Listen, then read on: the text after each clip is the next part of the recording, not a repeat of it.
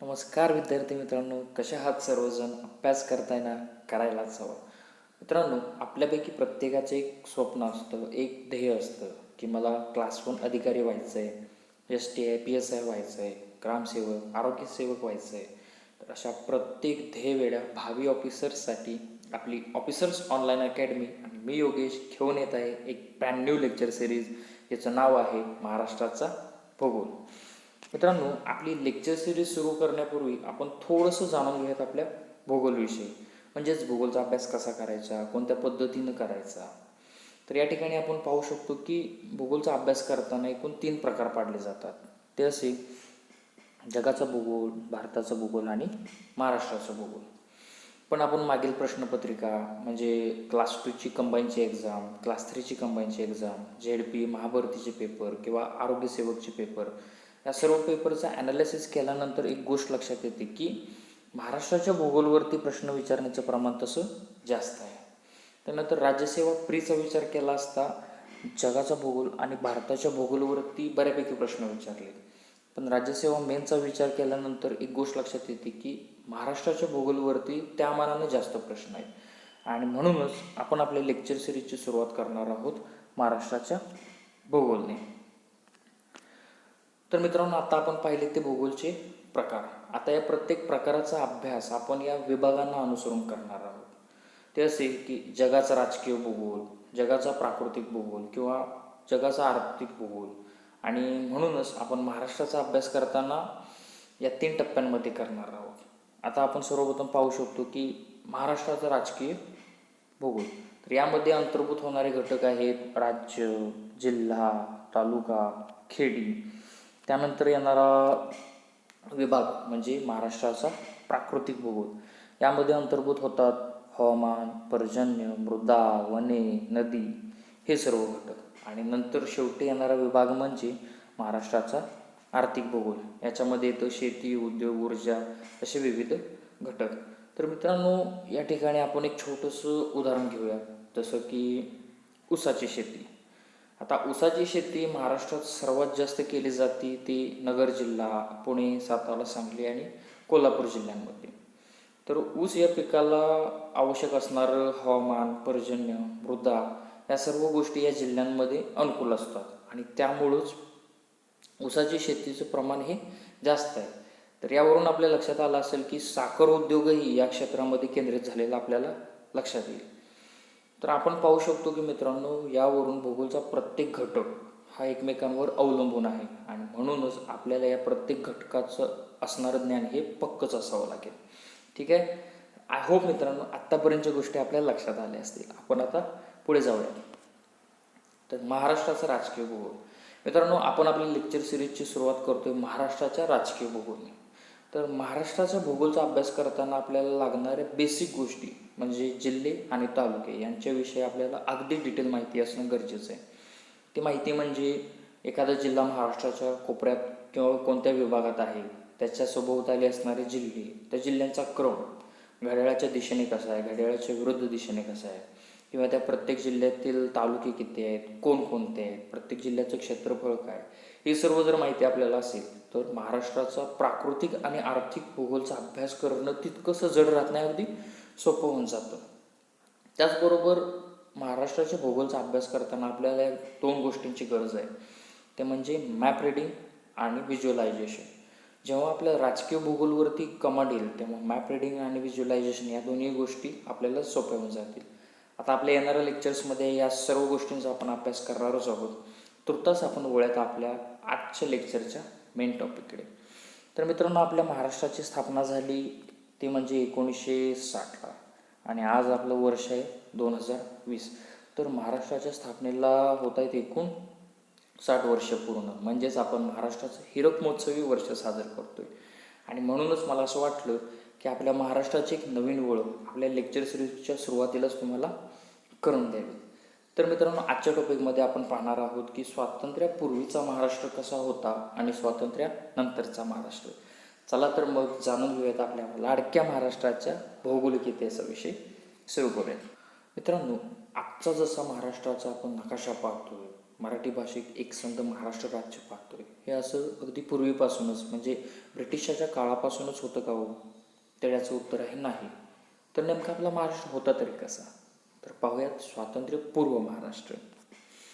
ब्रिटिशांच्या काळात मुंबई इलाका म्हणून एक भूभाग होता की ज्याच्यामध्ये सिंध, गुजरात, महाराष्ट्राचा काही भाग आणि उत्तर कर्नाटकचा काही भाग समाविष्ट होता.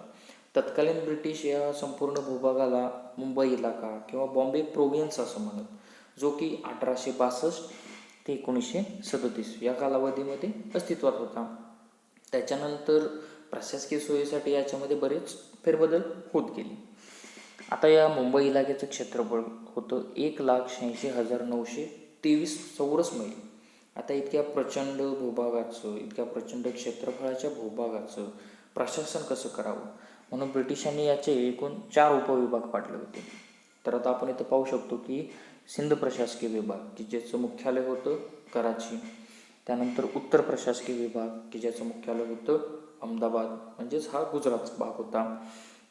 त्यानंतर येतो तो मध्य प्रशासकीय विभाग की ज्याचं मुख्यालय होतं पुणे, जो की आपल्या महाराष्ट्राचा भाग होता. आणि त्याच्यानंतर येतो तो दक्षिण प्रशासकीय विभाग की ज्याचं मुख्यालय होतं बेळगाव आणि हा उत्तर कर्नाटकचा भाग होता. आता या मुंबई इलाक्याचं प्रशासन हे एका कमिशनरमार्फत केलं जायचं आणि मुंबईचं प्रशासन हे एका कलेक्टरमार्फत केलं जायचं. मित्रांनो, पुढे आपण स्वातंत्र्याची लढाई जिंकलो, आपण स्वतंत्र झालो. चला तर आता पाहूयात स्वातंत्र्यानंतरचा इतिहास.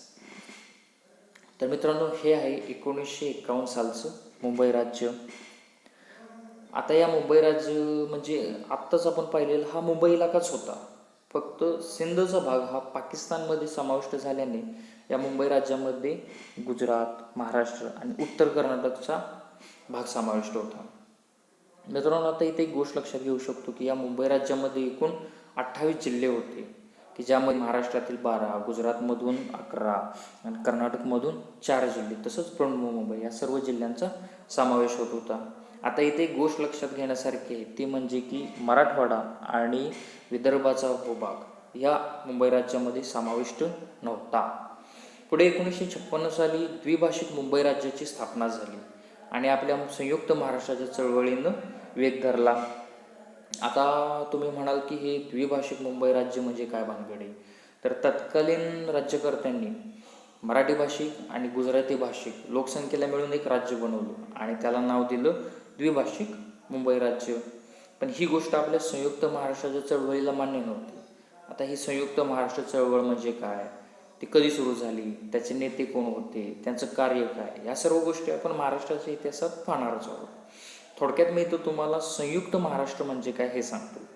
संयुक्त महाराष्ट्र म्हणजे जिथं जिथं मराठी भाषा बोलली जाते तो संपूर्ण भूभाग एकत्र करून बनवलेलं राज्य म्हणजेच आपलं संयुक्त महाराष्ट्र राज्य. तर अशा आपल्या संयुक्त महाराष्ट्राच्या चळवळीला पुढे यश आले आणि 1 मे 1960 रोजी मराठवाडा आणि विदर्भाचा मराठी भाषिक भूभाग एकत्र करून आपल्या महाराष्ट्र राज्याची स्थापना झाली. तत्कालीन पंतप्रधानांनी मुख्यमंत्र्यांच्या उपस्थितीमध्ये आपल्या महाराष्ट्र राज्य स्थापनेची घोषणा झाली. तर मित्रांनो, आता आपण पाहू शकतो की हा आहे 1960 सालचा महाराष्ट्र राज्याचा नकाशा. त्यावेळेच्या महाराष्ट्र राज्यामध्ये एकूण विभाग होते 4 आणि एकूण जिल्हे होते 26. तर आपण इथे पाहू शकतो की हा आहे कोकण विभाग की ज्याच्यामध्ये एकूण 4 जिल्हे होते. त्यानंतर हा येतो आपला पुणे विभाग की ज्याच्यामध्ये एकूण होते 9 जिल्हे. तर तुम्ही इथे पाहू शकता की त्यावेळच्या पुणे विभागात आजचा नाशिक विभाग पण समाविष्ट होता. पुढे तो हा आहे औरंगाबाद विभाग की ज्याच्यामध्ये एकूण 5 जिल्हे आहेत आणि हा येतो आपला नागपूर विभाग की ज्याच्यामध्ये एकूण 8 जिल्हे. तर तत्कालीन नागपूर विभागामध्ये सुद्धा आजचा अमरावती विभाग समाविष्ट होता. पुढे प्रशासकीय सोयीसाठी नाशिक आणि अमरावती हे 2 नवीन विभाग निर्माण केले गेले. तर मित्रांनो, आता आपण यांची तुलना पाहूयात की 1960 सालचा महाराष्ट्रात असणारे विभाग, जिल्हे आणि तालुके आणि आज अखेर असणारे विभाग आणि जिल्हे आणि तालुके. तर आपण या ठिकाणी पाहू शकतो की 1960 सालच्या महाराष्ट्रात विभाग होते 4, जिल्हे होते 26 आणि तालुके होते 235. आणि त्यानंतर आज अखेर म्हणजे 2020 साली आपल्या महाराष्ट्रात आहेत विभाग 6, एकूण जिल्हे आहेत 36 आणि तालुके आहेत 358. तर मित्रांनो, 1980पर्यंत आपल्या महाराष्ट्रात एकूण 26 जिल्हेच अस्तित्वात होते. त्यानंतर ज्या जिल्ह्यांचं म्हणजे जे जिल्हे क्षेत्रफळाने मोठे होते, प्रशासकीय सोयीसाठी अशा जिल्ह्यांचं विभाजन करून नवीन जिल्ह्यांची निर्मिती केली. आता या नकाशामध्ये आपण कोणकोणते नवीन जिल्हे निर्माण झाले ते पाहू शकतो. आता या नवीन निर्मिती झालेल्या जिल्ह्यांचा क्रम कसा लक्षात ठेवायचा किंवा त्यांचा क्रम काय आहे हे आपण पाहूयात. तर मित्रांनो, या ठिकाणी मी एक तक्ता दिलेला आहे की ज्याच्यामध्ये जुना जिल्हा, त्यातून निर्माण झालेला नवीन जिल्हा आणि या नवीन जिल्ह्यांच्या स्थापनेचं दिनांक व वर्ष दिलेलं आहे. त्याचबरोबर या नवीन जिल्ह्यांची स्थापना झाली त्यावेळेचे तत्कालीन मुख्यमंत्री कोण कोण होते हे सुद्धा मी इथं दिलेले आहे. मित्रांनो, या टॉपिकवरती आत्तापर्यंत बऱ्यापैकी प्रश्न विचारले गेले. ते असे की या नवीन जिल्ह्यांची निर्मिती झाली तर त्यांचा क्रम कसा आहे, किंवा नवीन जिल्ह्यांची निर्मिती झाली त्यावेळेचे त्यांचं तारीख, वर्ष, दिनांक काय होता. तर त्याचबरोबर आपण या प्रश्नांमध्ये थोडंसं मॉडिफिकेशन असं करूयात की नवीन जिल्ह्यांची निर्मिती झाली त्यावेळेचे तत्कालीन मुख्यमंत्री कोण कोण होते आणि म्हणूनच मी इथं त्यांची नावे देतोय.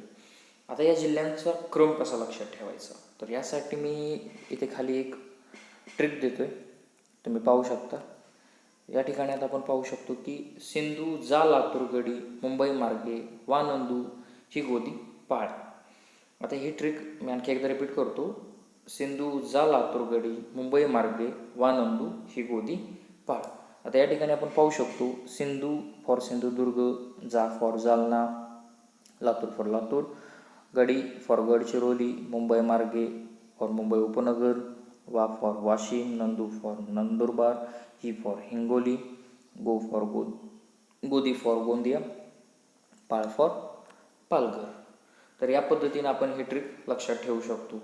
त्याचबरोबर या जिल्ह्यांची निर्मिती झाली तर त्यावेळेचे मुख्यमंत्री कोण होते हे बघूयात. सिंधुदुर्ग आणि जालनाची निर्मिती झाली त्यावेळेचे मुख्यमंत्री होते A.R. अंतुले. लातूर आणि गडचिरोलीची निर्मिती झाली बाळासाहेब भोसलेंच्या कार्यकाळात. मुंबई उपनगर हे निर्माण झाले शरद पवारांच्या कार्यकाळात. वाशिम आणि नंदुरबारची निर्मिती मनोहर जोशींच्या कार्यकाळात झाली. हिंगोली आणि गोंदियाची निर्मिती ही नारायण राणेंच्या कार्यकाळात झाली आणि पालघरची निर्मिती ही पृथ्वीराज चव्हाणांच्या कार्यकाळात झाली.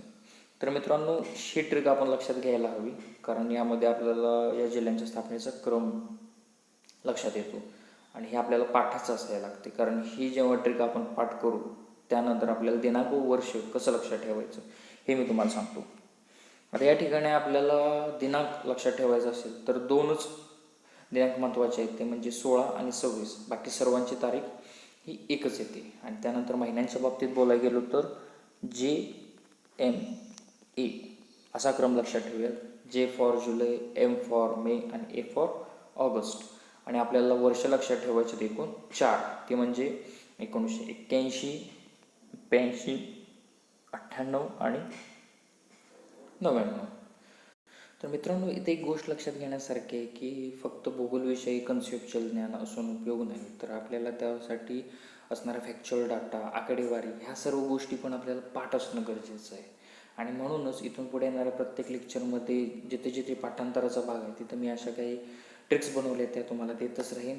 तर तुर्तास तरी आपण आज इथेच थांबूयात. तर आशा करतो की मित्रांनो आजच्या टॉपिकमध्ये आपल्याला काहीतरी नवीन शिकायला मिळालं असेल. व्हिडिओ शेवटपर्यंत पाहिल्याबद्दल धन्यवाद. आपल्या काही सूचना असतील तर नक्कीच कळवा. आणि मित्रांनो, व्हिडिओ आवडले असेल तर लाईक करा, शेअर करा, कमेंट करा.